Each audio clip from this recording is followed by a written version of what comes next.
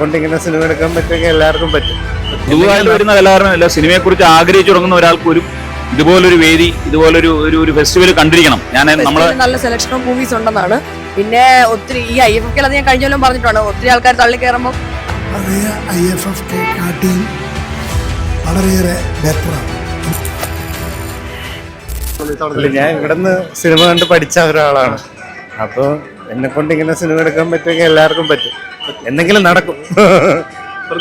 അതുകൊണ്ട് സിനിമ കണ്ടോണ്ടിരിക്കുക എന്നുള്ളതാണ്. ഞാൻ ഇന്ന് വന്നതേ ഉള്ളൂ. അത് അതൊക്കെ അനൗൺസ് ചെയ്യും. ഇത്തവണത്തെ അതേപോലെ തന്നെയാണ് നോക്കിക്കാണുന്നത്. എല്ലാ IFFKയും പോലെ നമ്മൾ സിനിമ കാണുന്നതിനേക്കാൾ ഉപരി ഇവിടെ നമ്മൾ പുതിയ സിനിമ ആസ്പിറൻസ്, നമ്മുടെ കൊളീഗ്സ്, നമ്മൾ കൊണ്ടുവരുന്ന പഴയ സുഹൃത്തുക്കൾ, അവരെ കാണുന്നതോടൊപ്പം തന്നെ പുതിയ സിനിമകൾ, പുതിയ സാഹചര്യം, പുതിയ എന്താ പറയുക വേ ഓഫ് തിങ്കിങ്, അങ്ങനെ കുറെ പുതുമകൾ പഠിക്കാനും പിന്നെ ഇതിന്റെ ഒരു വൈബിൽ ഈ അലകളിൽ ഇങ്ങനെ ഒഴുകാനും ഒക്കെ കൂടെ ചേർന്നിട്ടാണ് വരുന്നത്.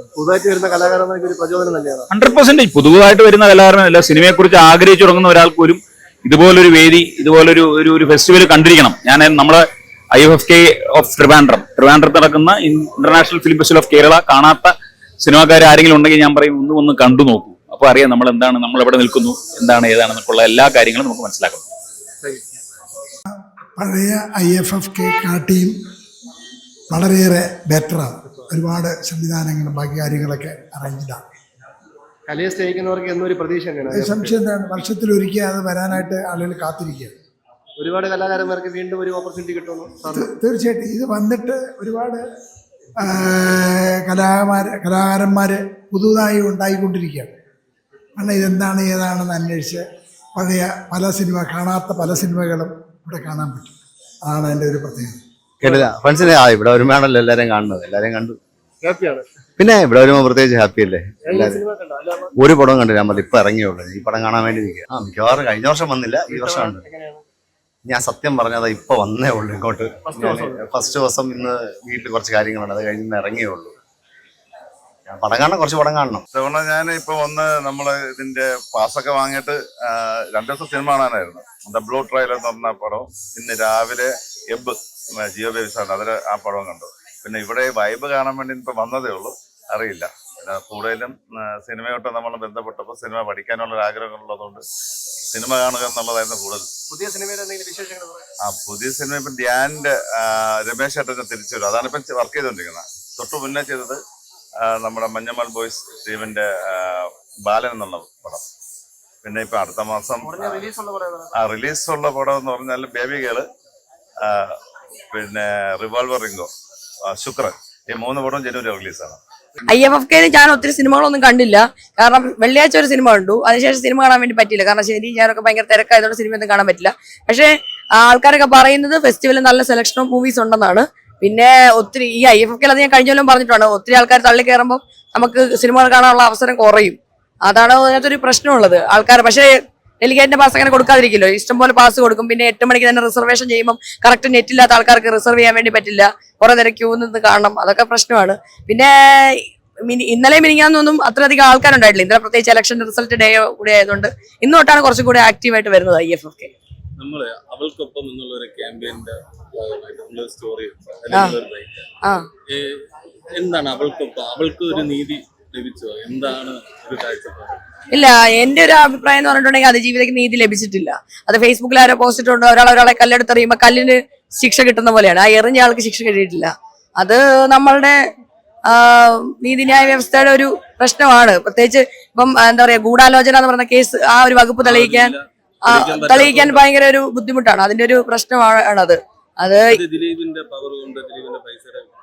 ഞാൻ അങ്ങനെയാണ് വിശ്വസിക്കുന്നത്. എന്റെ ഈ തെളിവൊന്നുമില്ല, പക്ഷെ ഞാൻ അങ്ങനെയാണ് വിശ്വസിക്കുന്നത്. കാരണം ഈ കുറ്റം ചെയ്യാത്ത ഒരാളെ തെളിവ് നശിപ്പിക്കാൻ വേണ്ടി നിൽക്കില്ല. അപ്പൊ തെളിവ് നശിപ്പിക്കാൻ വേണ്ടി കുറെ, അതായത് ഫോൺ കൊണ്ടുപോയി മാറ്റുകയും ഹാക്കറെ കൊണ്ടൊക്കെ ആ ഫോണിന്റെ രേഖകളെല്ലാം മാറ്റിക്കളയുകയൊക്കെ ചെയ്തിട്ടുണ്ട്. അതൊക്കെ തെളിവ് നശിപ്പിക്കാൻ വേണ്ടി ചെയ്തതല്ലേ. പിന്നെ മാത്രമല്ല, ഇപ്പം കോടതിയിലിരിക്കുന്ന നടിയുടെ 8 ക്ലിപ്പുകൾ 3 പ്രാവശ്യം അതിന്റെ ഹാഷ് വാല്യൂ മാറിയിട്ടുണ്ട്. അതാരും ആക്സസ് ചെയ്തിട്ടുണ്ട്. അതിനെപ്പറ്റി ഒന്നും അന്വേഷണം നടന്നിട്ടില്ല. അതിപ്പോ നാളെ 2 മാസം കഴിയുമ്പോൾ അത് ഇന്റർനെറ്റ് വരില്ലെന്ന് എന്താണ് ഉറപ്പ്? അതുകൊണ്ട് അതൊക്കെ എത്രയും പ്രൊട്ടക്ട് ചെയ്യുന്നത് കോടതിയുടെ കയ്യിലിരിക്കുന്ന ഡോക്യുമെന്റ് അല്ലേ. ഫോറൻസിക്കാരെ പറഞ്ഞല്ലോ അതിന് ഹാഷ് വാല്യൂ മാറിയെന്ന്.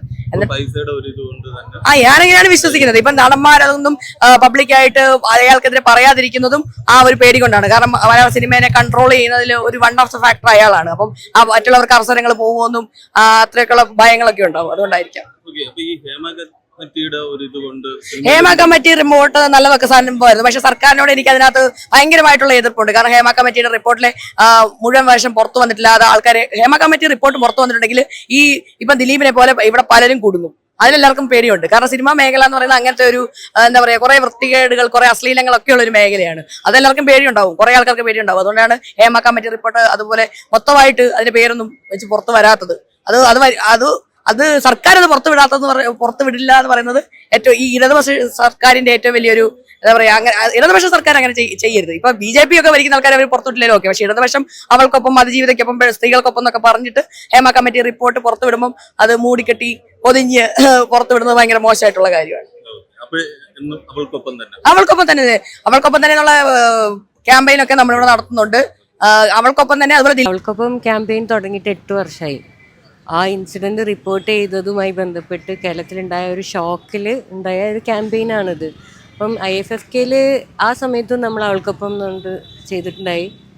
ഇത് ഒരു വളരെ സക്സസ്ഫുൾ ആയിട്ടുള്ള ഒരു ക്യാമ്പയിനാണ്. കാരണം കഴിഞ്ഞ ഒരു 8 വർഷത്തെ ഒരു സമയത്തിൽ കേരളത്തിൻ്റെ ഒരു വളർച്ച, സ്ത്രീകളോടുള്ള ആറ്റിറ്റ്യൂഡ്, അത് നോക്കിക്കഴിഞ്ഞാൽ നമുക്ക് മനസ്സിലാവും ഇത്രയും എത്ര എഫക്റ്റീവായിട്ടുണ്ട്. ഇപ്പോൾ ഹേമ കമ്മീഷൻ റിപ്പോർട്ട് അടക്കം ഇപ്പോൾ മലയാള സിനിമ നോക്കിയാൽ അറിയാം, ദിലീപിൻ്റെ സിനിമ ആരും കാണുന്നില്ല. മലയാള സിനിമയിലുണ്ടായിരുന്ന ഈ ഓൾഡ് ടൈം മുകേഷ്, സിദ്ദിഖ് പോലുള്ള ആക്ടേഴ്സ് ഒന്നും ഇപ്പോൾ ഒരു സിനിമയിലും കാണാനില്ല. മൊത്തം ഒരു ന്യൂ ജനറേഷൻ